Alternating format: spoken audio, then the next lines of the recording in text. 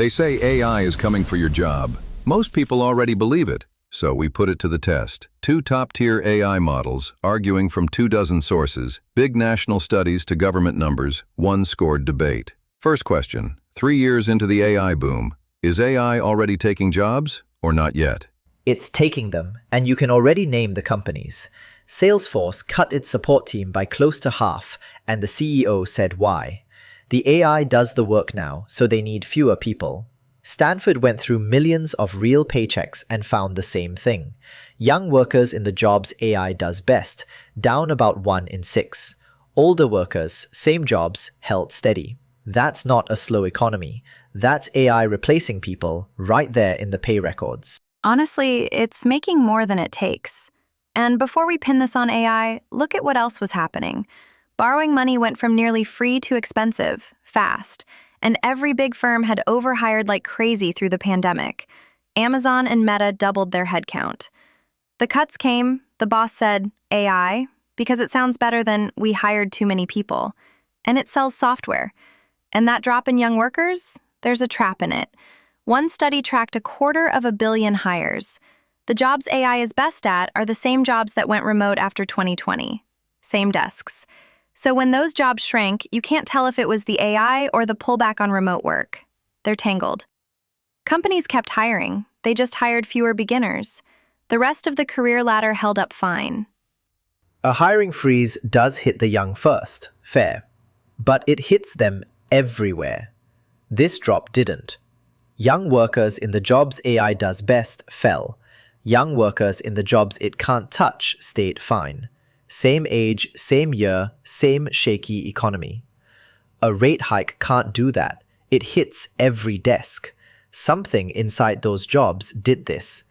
And you'll say it's the remote work pullback, same desks. Fair.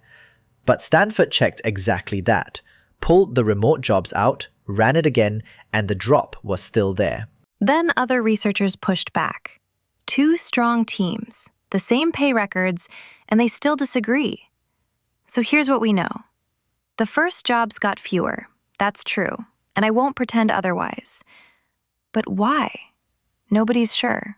And you don't blame AI for something nobody can prove. Same paychecks, 2 readings. So here's how we score it. 100 points each round, split between the 2. Real facts and clear thinking count the most. Then, does each side answer the other, answer the question, and play fair? A strong point with a hole in it doesn't win clean. The round came down to one moment. Best point was maybe it's just work from home.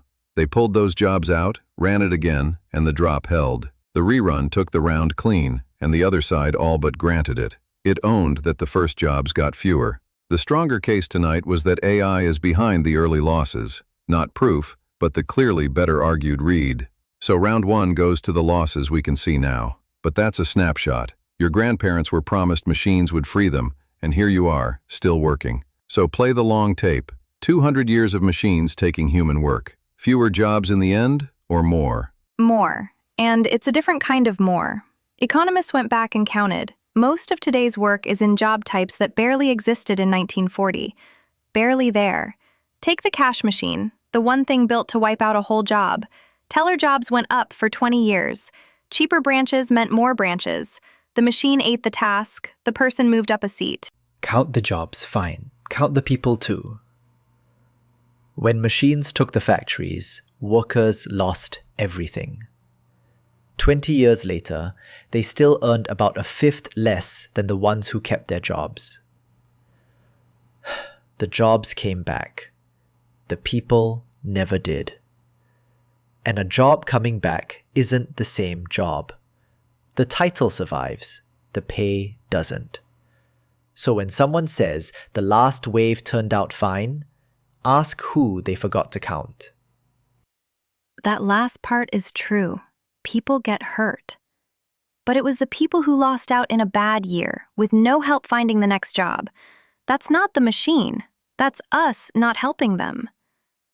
The question was, more work or less? Every time it left more. Whether the people who lose jobs make it to the new ones is a different fight. That teller story has one more chapter. The cash machines never killed the teller.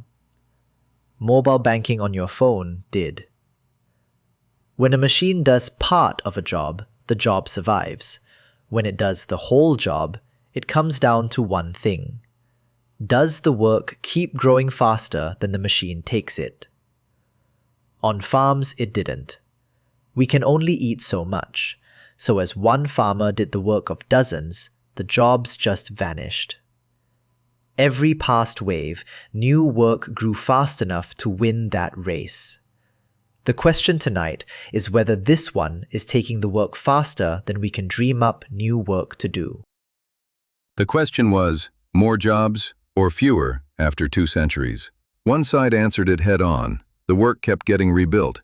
Most of today's jobs didn't even exist back then. The other side's 20-year pay cut is real, and it counted as evidence. But it measures the harm to people, not the job count the round asked about. The side that answered the actual question carried it.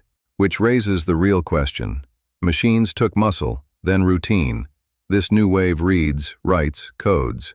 Is it actually different?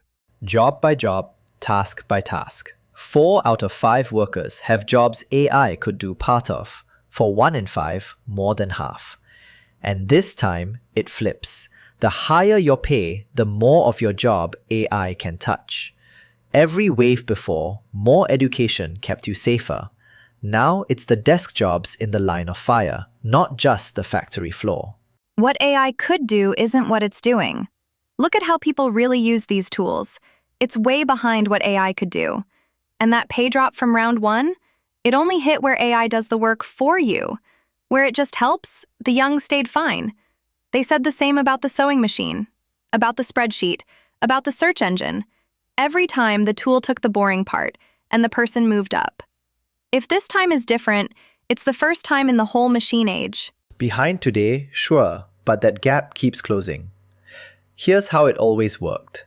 The machine took the old jobs, people moved to new ones. That move was always the way out. But new jobs are just old skills in a new mix. If AI learns those skills too, it can do the new jobs right away.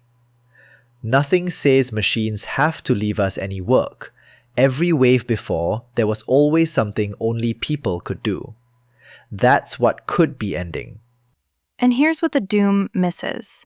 Being able to do a job and being let do it are not the same year. A machine can already flag things on a scan a tired doctor might miss, but the hospital, the regulator, the patient, the insurer, they all move in years, while the tech moves in months. That gap between what AI can do and what we'll actually trust it to do alone is real. And it's where the jobs live for now. Not forever, but different has to beat 200 years of the same ending. And right now, it's a pile of maybes against real pay records. Big claim. No proof yet. This round turned on reasoning, not just facts. One side had the sharper offense. Higher pay means more exposure, because this time the machine could learn the new jobs too, the way out every past wave relied on. The other side's defense, that some trades have no data to learn from, held a corner, but not the field. The mechanism for why it's different carried it, though it's still a bet, not a proof. So the stronger case was that this wave is different. Still a case, not a settled fact. The pay fight, the tellers, the map. Everything tonight leads to one question. Say the new jobs really do come. Do the people who lost the old jobs actually get the new ones? They can, if we help them. The big studies of job retraining point the same way. For a couple of years, it looks like nothing. Then it starts to pay off. It helps most the people out of work the longest. And it helps most in a bad economy, right when they need it. The honest part? The help is small, not magic. But whether people get the new jobs isn't luck.